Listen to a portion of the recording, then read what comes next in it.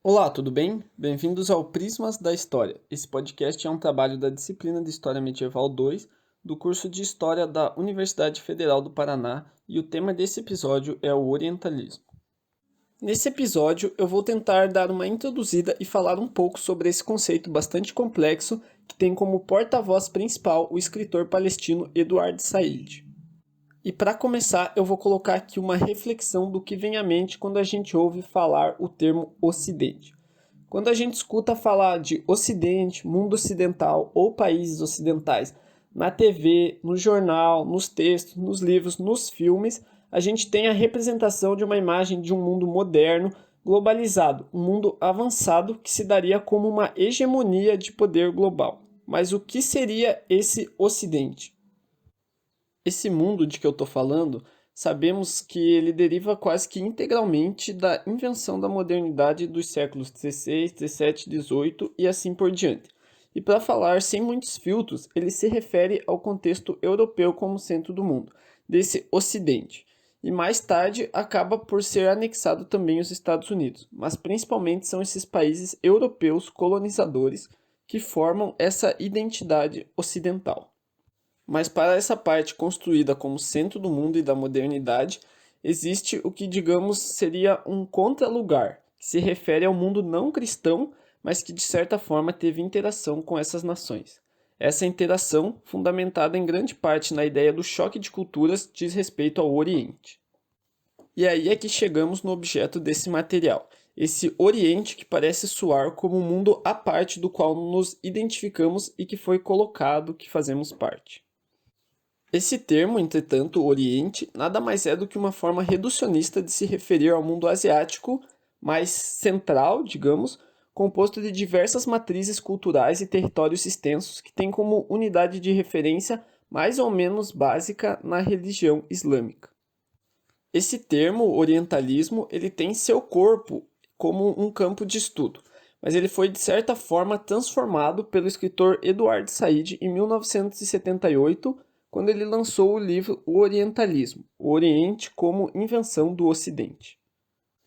Esse termo, entretanto, se faz uma ferramenta teórica bastante importante na pesquisa e no discurso histórico desse campo aí dos chamados estudos orientais. Isso porque o entendimento dessa ideia de orientalismo do Said revela o porquê da existência desse Oriente, criado como uma fábula ocidental para se referir àquilo que estava à sua porção leste. E justamente o subtítulo do livro, O Oriente como invenção do Ocidente, já nos indica que aquilo que conhecemos ou ouvimos e que chega a nós no senso comum, como se fosse quase um rumor desse mundo dito oriental, é justamente uma construção do imaginário europeu sobre as culturas islâmicas, árabes, persas, indianas, entre outras, e que elas não querem dizer tudo a mesma coisa, que têm seus conflitos, que têm suas culturas próprias e que com certeza não formam um único corpo chamado Oriente. E é por isso que o Said vai dizer que o Oriente em si não existe em lugar nenhum e muito menos na mentalidade das culturas ditas orientais, porque nesse mundo inventado existem diferentes matrizes com diferentes governos, diferentes leis, diferentes cultos religiosos e outras funções do meio social. E o que essa ideologia colonizadora faz é justamente reduzir tudo o que faria parte dessa Ásia mais centralizada em uma só unidade.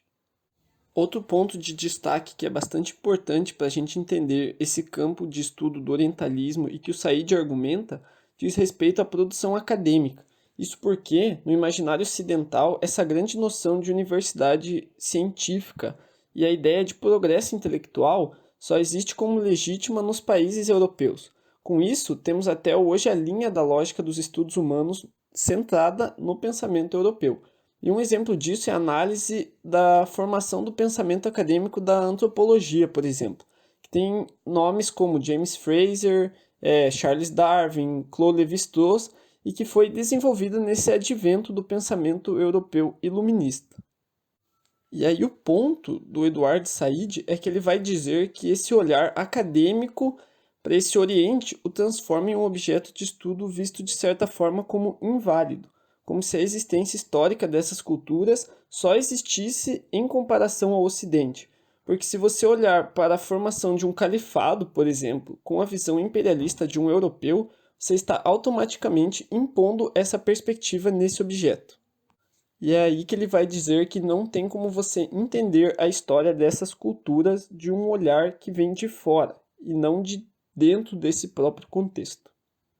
E outra questão inerente a essa ação de orientalização diz respeito à estética visual e artística dessas culturas.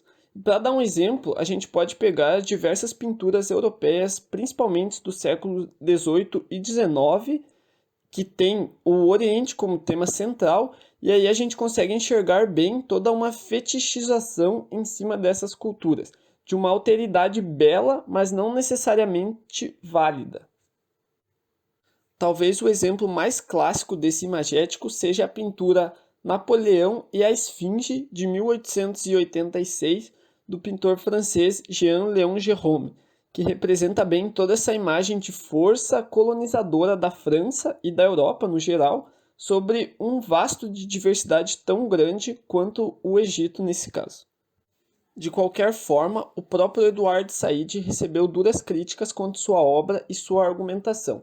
Isso se dá por vários motivos e motivos complexos que não vão caber todos a esse episódio. Mas o que acontece é que ele acaba por cutucar na ferida, digamos assim, do grande corpo principal e mais talvez tradicional da academia da história.